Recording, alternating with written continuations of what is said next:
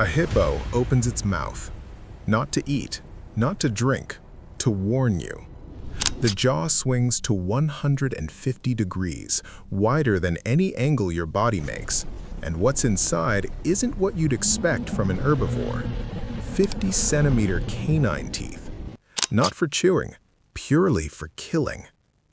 The animal weighs 3,000 kilograms and runs at 30 kilometers per hour, and it is already moving before you process what's happening.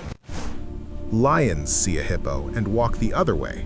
Crocodiles, which survived the asteroid that ended the dinosaurs, share rivers with hippos and lose, not sometimes, routinely. The hippo kills an estimated 500 people a year in Africa, more than lions, leopards, and every large cat on the continent combined. And it's not even the most dangerous animal in this story. The mosquito kills between 700,000 and 1 million people every single year, not through size or speed or teeth, through a proboscis thinner than a human hair, carrying malaria, dengue, yellow fever, and encephalitis. It weighs 1.5 grams. It has been doing this for over 100 million years, before the dinosaurs were gone, while the dinosaurs were gone, and every year since.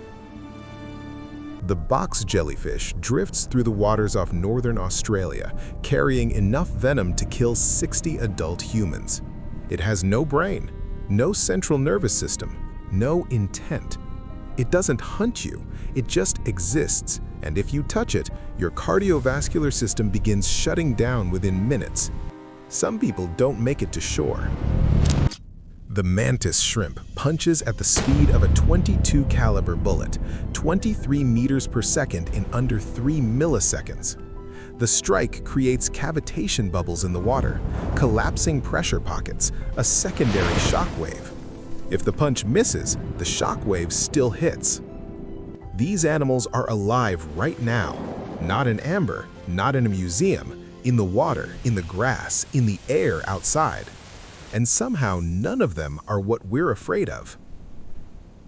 We are afraid of Tyrannosaurus rex, an animal that has been extinct for 66 million years, an animal you will never encounter, that poses zero threat to you or anyone you know, that exists only in fossilized bone and scientific reconstruction, and we have built an entire cultural architecture of fear around it. Theme parks, blockbuster films, museum centerpieces, children's bedrooms covered in the thing. When someone says scary prehistoric animal, there is one answer, and it has been the same answer for 100 years. Meanwhile, the mosquito is in your room right now, and nobody made a film about it. So here's the question that this video is actually about.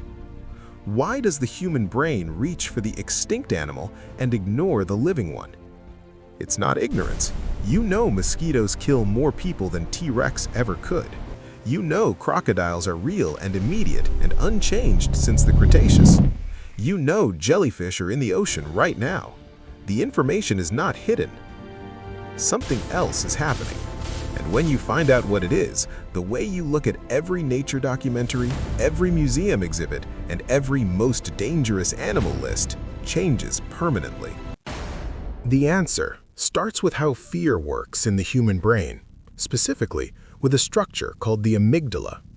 The amygdala doesn't evaluate threats logically, it pattern matches. It was built over millions of years of primate evolution to recognize a very specific category of danger: large, fast-moving objects with teeth, claws, and eyes facing forward, predators. The kind of predator that stalked early hominids on the African savanna. T-Rex fits that template perfectly. Bipedal, enormous, forward-facing eyes, teeth you can see from a distance. Everything the amygdala was built to flag. The mosquito doesn't fit the template at all.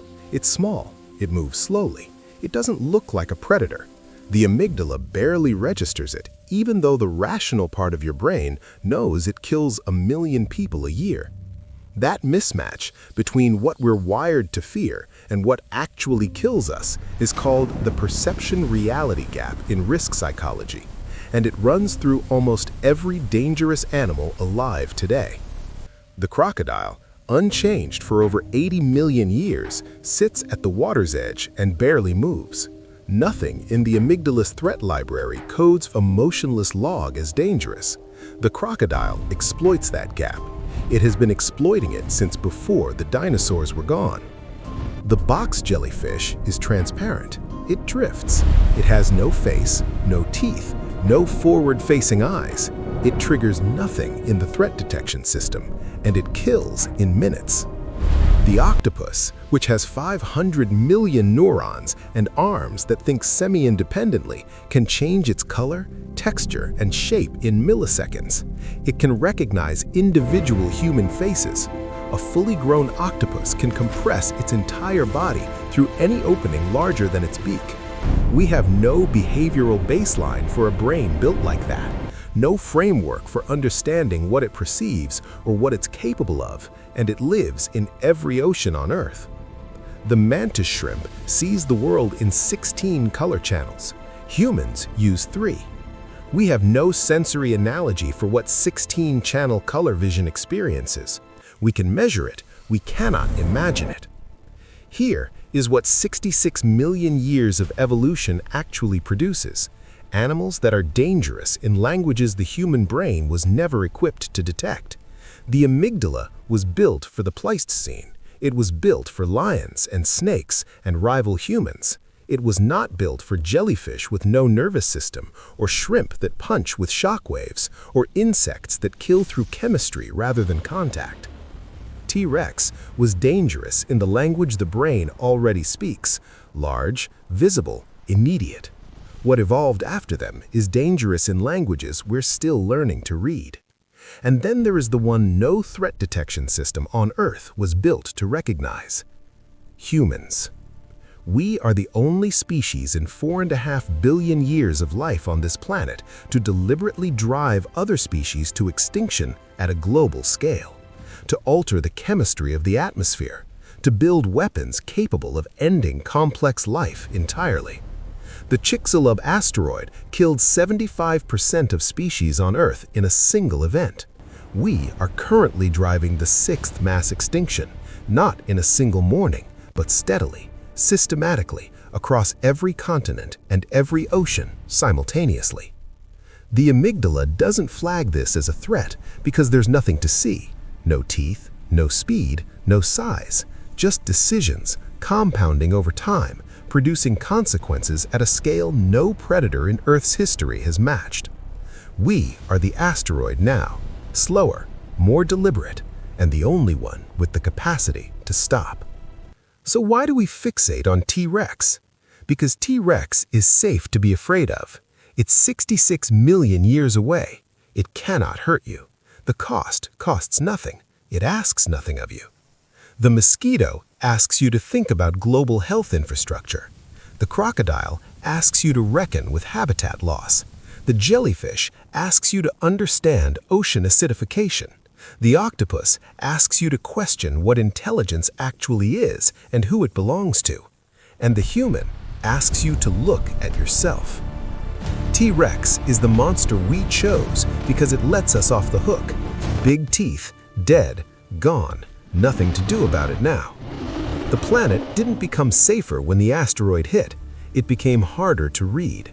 The monsters got smaller, or stranger, or invisible, or they looked back at you in the mirror. The Cretaceous was dangerous in ways we could see. What came after is dangerous in ways we keep choosing not to.